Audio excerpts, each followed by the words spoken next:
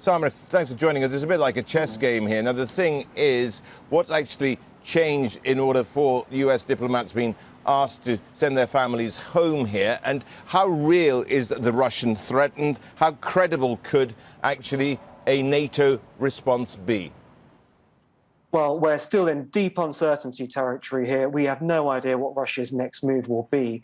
But the US is trying to make as many moves as it can in order to preempt what they think the Russians might do, to preempt the worst the Russians might do, which is to mount a full-scale invasion of Ukraine. And you mentioned the withdrawal of the families and non-essential embassy staff by the US from their embassy in Kiev. This is actually quite an important act of signaling.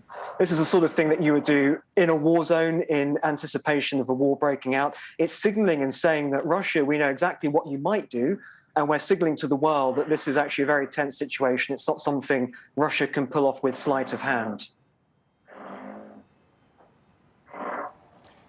In some ways, Samir, I mean, could all of this play into NATO's hands in a funny sort of way? Because if we do get a move into the Ukraine by Russia, wouldn't it bolster NATO's allies and indeed bring them even deeper into the alliance, just simply because the threat seems that much bigger ultimately, and it is then therefore a Putin-owned goal? Well, this is the thing, is no matter what happens with this crisis, there is going to be an immense fight over, well, who won and who came out stronger. And the situation, as you've described it, would be NATO's narrative. They'd say that the alliance is pulled together.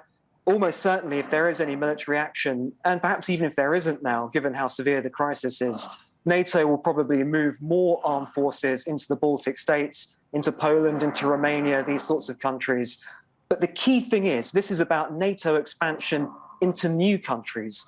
This is Putin and Putin's government's major concern, major criticism, is the expansion of NATO into Ukraine and also Georgia, Ukraine being the focus here.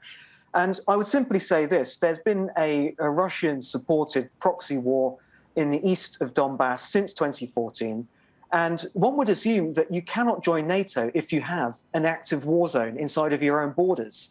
So no matter what will happen, I don't think that active war zone is going to suddenly be pacified. Indeed, it could get much worse in the next few weeks.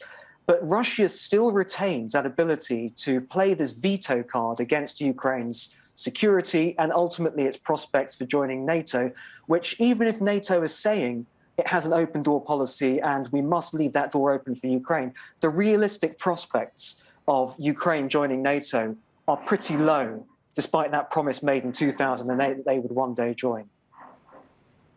Samir, the world is wondering what Putin will do next. The thing is, he's already deployed 100,000 troops to the border. I mean, he needs to make a move or he risks humiliation by withdrawing the troops. Yeah, that is exactly the narrative that will come out from the US, from London, from other places, if Putin never commits these additional troops to battle. And it will be that Vladimir Putin and Russia, they've been deterred. They poised their forces for invasion, but actually the countermeasures we took, showing strong support for Kiev, sending them weapons, all of this has helped to change his cost-benefit calculus, and he's decided not to invade.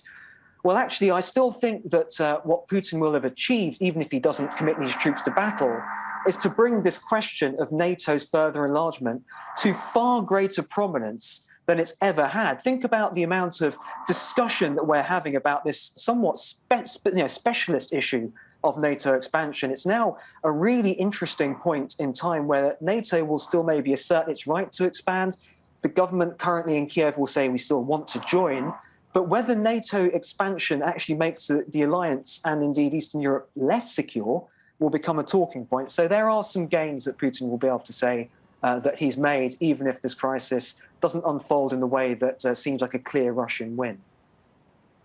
Help us understand Putin's thinking. What makes him tick? I mean, is this just about making Russia great again, to just to borrow that phrase from Trump? That's a great question. And as you mentioned in the intro, I was a ceasefire monitor in East Ukraine for the first year of the conflict, 2014 to 15, in a previous role. And something I remember from being on the ground, I was based in the Donetsk area, which is where one of the separatist enclaves is that you never knew what was coming next. And Vladimir Putin is an exceptionally gifted gambler. And there is something about war which involves gambles. It's not for the faint-hearted. And back in 2014-15, the Russians tried a lot of things, some of which didn't work, some of which did work. But something that worked very well for them in 2014-15 was fighting and talking at the same time. And this, some of your viewers might have heard the phrase hybrid warfare, with cyber attacks, everything else. This, I think, is the traditional hybridity that the Putin government is able to pull off, is the integration between its diplomatic strategy and its military strategy.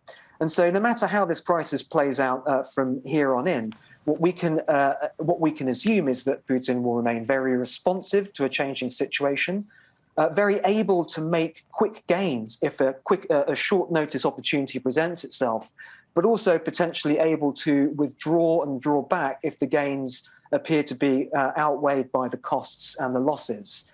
But I don't think we know what's going to happen, because one hallmark of Russian statecraft and the use of its military power has been uncertainty.